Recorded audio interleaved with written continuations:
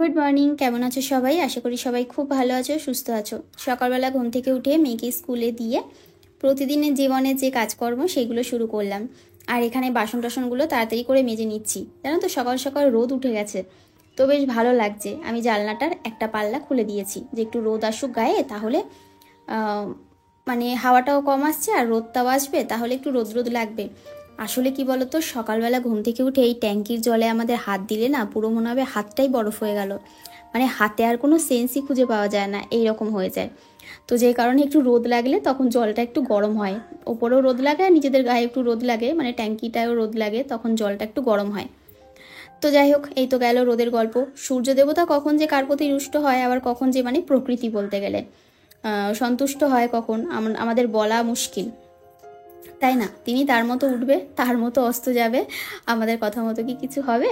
আমরা শুধু আশা করে বসে থাকতে পারি, কারণ আমাদের জীবনে আশা, স্বপ্ন, এইগুলো হচ্ছে খুবই ইম্পর্ট্যান্ট একটা জিনিস, তাই না? স্বপ্ন দেখা ছাড়তে নেই। স্বপ্ন কবে বাস্তবায়িত হবে সেটা আমরা জানি না, কিন্তু স্বপ্ন দেখে যেতে হবে। তো যাক, এদিকে বাসনগুলো বলতে বলতে মেজে নিই। আর ওদিকে যে হাঁড়ি কড়াইটা রয়েছে ওগুলোকেও মাজতে হবে। মানে মাজা হয়ে গেছে সব বাসন, শুধু এক এক করে ধুয়ে রাখলেই হয়।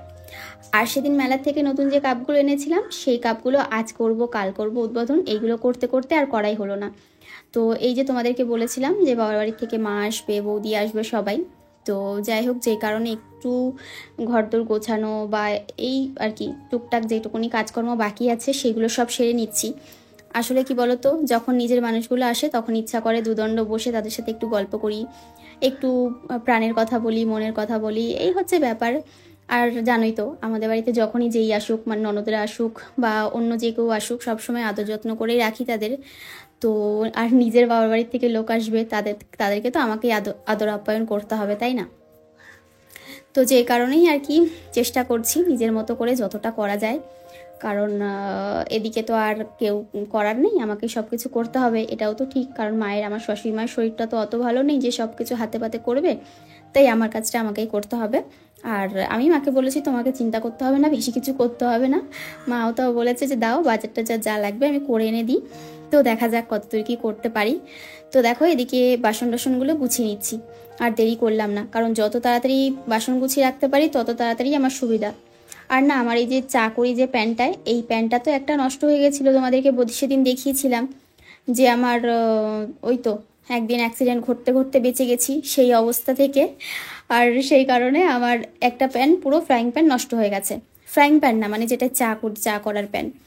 তো আর একটা কিনতে হবে, কিন্তু একটু সময় লাগবে কিনতে। দেখি পরের মাসে যদি কিনতে পারি, জানি না পারবো কিনা, চেষ্টা করব, কারণ আমার খুবই দরকার একটা। একটাতে না হয় না, একটু জল গরম করলাম, একটু ডিম সেদ্ধ দিলাম, মানে দুটো দু রকমের রাখি দুজন্য। একটাই শুধু চা করি আর একটাই এমনি শুধু জল গরম করার জন্য রাখি। আর যেটাই চা করি সেটার মধ্যে তোমার ডিম সেদ্ধ হাবিজাবি যা আর কি যত কিছু সেটার মধ্যেই করি।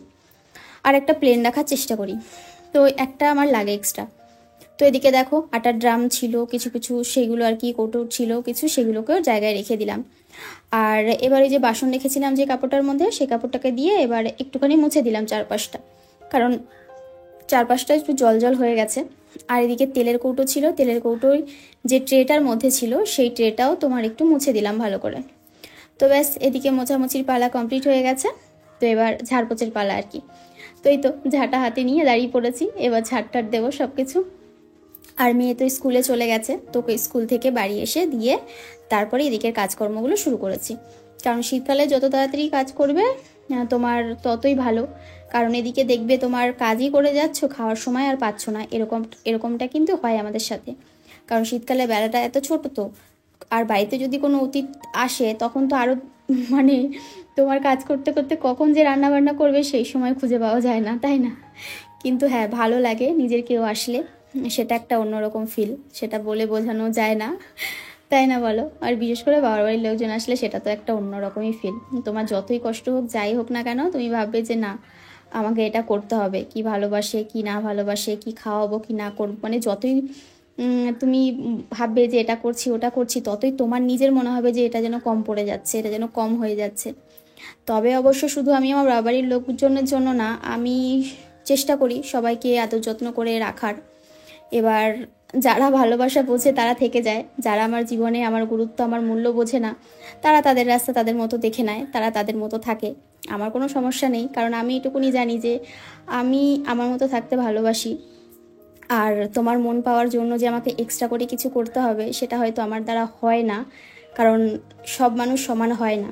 কারণ কিছু মানুষ দেখবে যারা ক্যামেরায় একরকম, তুমি তাদেরকে দেখবে যে ক্যামেরার সামনে তারা কত ভালো কত সুন্দর কথা বলে, কিন্তু রিয়েল লাইফে না তারা সেরকম নয়। রিয়েল লাইফে তারা তার উল্টো হয়। কিন্তু আমি যেরকম আমার ক্যামেরার সামনেতেও কথা বলি তোমাদের সামনে, আমি রিয়েল লাইফেও সেরকম। আমি খুব কম কথা, মানে খুব বেশি কথা বলতে ভালোবাসি না। তবে নিজের পছন্দের মানুষ পেলে অবশ্যই বলি, কিন্তু লিমিটেড, মানে বকবক, খুব বেশি বকবক আমার দ্বারা হয় না। এমন নয় যে কেউ বকবক করে বলে আমি বলছি সে খারাপ, কিন্তু সেটা নয়। কি বলো তো, যে ছোটোবেলা থেকে যেরকমভাবে বড় হয়েছে, বা অনেকের চয়েস থাকে না যে আমি এরকম বা কিছু, বা অটোমেটিক হয়ে যায় সেরকম আর কি। কিন্তু আমাকে যেরকম তোমরা দেখছো আমি ঠিক সেরকমই। তবে কেউ আমাকে একটু ভালোবাসলে না, আমি তাকে তার দ্বিগুণ ভালোবাসা ফেরত দিতে ভালোবাসি, এটাই হচ্ছে ব্যাপার। একটুখানি আমার জন্য কেউ করলে আমার মনে হয় তার জন্য আমি আমার জীবনও যদি দিয়ে দিতে পারি সেটা হয়তো কম হয়ে যাবে। যেটা আমি সেটাই দেখাই, যেটা আমি না সেটা ক্যামেরার সামনে কখনোই দেখাই না, এটাই হচ্ছে ব্যাপার। যাক, চলো এবার নিজের কাজকর্মগুলো মানে শেয়ার করি তোমাদের সাথে। অনেক বকবক করে নিলাম।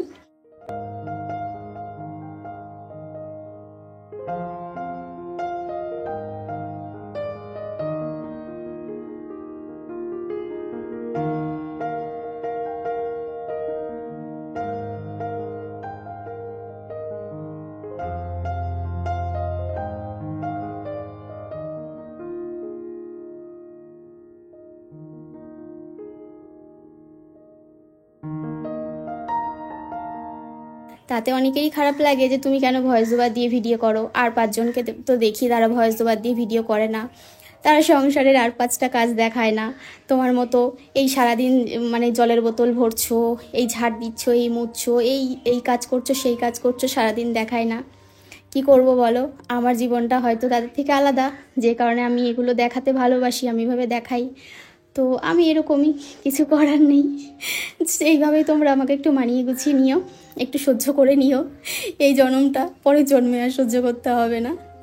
তো এদিকে দেখো, টেবিলটাকে সুন্দর করে গুছিয়ে নিয়েছি। আর এই কাপড়টা না আমাদের এই আগে যখন পুরোনো ঘর ছিল তখন আর কি পর্দা হিসাবে ব্যবহার করতাম। তো তারপরে ওই একটাকে তোমার মনে হয় কাটা হয়েছিল বা কিছু, বা কাটা ছিল জানি না, একটাকে তোমার ওই টেবিল থাকে না, আমাদের টেবিল ছিল আগে পুরনো, যার মধ্যে গ্যাস রেখে আমরা রান্না করতাম, যার উপরে মানে ওই চুলাটা স্টোভটা রেখে সেইটা ঢাকার জন্য একটা ওই বানিয়েছিলাম। তো সেইটাকেই দেখলাম বাইরে রয়েছে, তো খুঁজে পেয়ে ওটাকে আবার নিয়ে এসে ভাবলাম যে ফেলে দেবে, তাহলে একটা কাজ করি, কোনো একটা কাজে লাগিয়ে দিই। তো ওটাকেই আর কি ওই টেবিলের ওপর পেতে দিলাম। রানার মতো দেখতে ভালো লাগছে, মানে রানার দেয় না যেরকম টেবিলে বর্ডার আর কি, ওই টাইপের দিয়ে দিয়েছি, খারাপ লাগছে না। তবে অবশ্যই টেবিলে যে রানারগুলো ওগুলো আমার আছে দুটো, কিন্তু ওগুলো না টেবিলে পাতি না, অন্য অন্য জায়গায় আমি ইউজ করি, মানে যেখানে ভালো লাগে সেইখানে আমি দিয়ে রেখে দিই।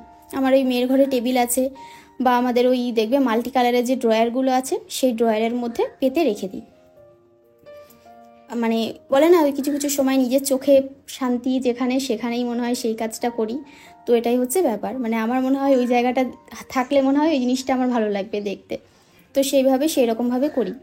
আর ওই দেখো, ওই যে মেয়ের প্রজেক্টটা রাখা রয়েছে, সব তৈরি হয়ে গেছে, মানে রেডি হয়ে গেছে পুরো, সেটাকেই আর কি রেখে দিয়েছি। তো ওই প্রজেক্টটা আর কি নিয়ে যেতে হবে, স্কুলে জমা নেবে, কালকে গতকাল হয়তো নিয়ে যেতে হবে ওটা, ওই গতকাল স্কুলে জমা নেবে। তারপরে ওদের পরে আর কি পরের দিন তোমার প্রোগ্রাম আছে আর কি, স্কুলে প্রোগ্রাম আছে, তোমাদেরকে হয়তো দেখাতে পারবো না, কারণ মা বৌদি ওরা সবাই আসলে তখন হয়তো যেতে পারবো না। তবে পরের বছর যদি আন্টিরা ওকে সিলেক্ট করে তখন তোমাদেরকে দেখাবো। আর একজনকে দেখবে, আমি মুছছিলাম, মানে মুছতে মুছতে এর দিকে নজর পড়লো, এমনভাবে একটা সিঁড়ির ওপর পেছনটা দিয়ে বসে রয়েছে আর একটা সিঁড়ির ওপর পা দিয়ে রেখেছে, যেন মানে কত কিছু বলছে আমাকে আর কাজ শিখছে। আমি কিন্তু এখানে ঘর মুছছি, আর ওর বসার স্টাইলটা দেখে আমি পুরো অবাক। আমার এত হাসি পায় মাঝে মাঝে ওর ঘুমানো দেখে, ওর শোয়া দেখে, আমার ওকে শুধু চটকাতে ইচ্ছে করে। আমি ওকে এত চটকাই মাঝে মাঝে ও অতিষ্ঠ হয়ে যায়, মানে আমার কাছ থেকে দূরে গিয়ে আবার সরে গিয়ে আবার শুয়ে পড়ে। আবার খানিকক্ষণ পর আবার যখন একটু আদর খাওয়ার কথা মনে পড়ে আবার আমার কাছে চলে আসে। মানে এমন হচ্ছে ও আমাকে ছাড়া থাকতে পারে না আর আমি ওকে ছাড়া থাকতে পারি না, এই হচ্ছে আমাদের অবস্থা। থেকে থেকে একটু রান্না করব, এ পেস্তা বলেই এসে পেস্তাকে জড়িয়ে ধরে কয়েকটা মাথায় টাথায় আমি খাবো। আর ওর আমার সব থেকে কী ভালো লাগে বলো তো, সবচেয়ে ভালো লাগে ওর মুখটা যখন উঁচু করে তোমার দিকে তাকিয়ে থাকে, তখন মাঝে মাঝে ওর নিচের ঠোঁটটা না একটু ফাঁকা হয়ে যায়, নিচের ঠোঁটটা ওর হচ্ছে ব্ল্যাক কালার। হ্যাঁ, আর দাঁতগুলো এত ছোট ছোট না, আমি ওই নিচের ঠোঁটটা বলি ঠোঁটটা নামা, তো দাঁতগুলো ধরবো। ওর ওই কিউট দাঁতগুলো আমার ভীষণ ভালো লাগে, মনে হয় হাসছে আমার দিকে তাকিয়ে, মানে এরকম মাঝে মাঝে মনে হয়। তো যেই কারণে আমি ওইভাবে মানে ওকে চটকাতে আরও বেশি ভালোবাসি। আবার মাঝে মাঝে নিজের হাত পা দিয়ে ওর যখন আবার মনে হয় না, মাঝে মাঝে ওরা একটু অ্যাটেনশন পাওয়ার চেষ্টা করে, তখন যখন তুমি কাজে ব্যস্ত থাকবে তখন ওরা নিজেরাই এসে তোমার গায়ের ওপর হেলে শুয়ে পড়বে, মানে এবার আমাকে একটু পাত্তা দাও, এই হচ্ছে ব্যাপার। ওদের মনটা বুঝতে হবে। আর আমার জীবনে সব থেকে আপন যদি বলো, মানে আমার কেয়ার করে, সেটা হচ্ছে অবশ্যই পেস্তা তো আছেই, উজ্জ্বল আছে, মেয়ে আছে, সবাই আছে। তো এরাই হচ্ছে আমার আপনজন। তো যাক চলো, আর হ্যাঁ অবশ্যই আমার মা তো রয়েছে যে আমার চিন্তা করে সব সময়। তো চলো আজকের এই ভিডিওটা এখানেই শেষ করছি, পরের দিন আবার এখান থেকে ভিডিওটা শুরু করব, কারণ বাড়িতে একটু চাপের মধ্যে রয়েছি। তোমাদেরকে অবশ্যই পরে আস্তে আস্তে, হ্যাঁ চাপ বলতে অন্য কিছু না, কাজের প্রেশার, এটাই হচ্ছে ব্যাপার। টাটা।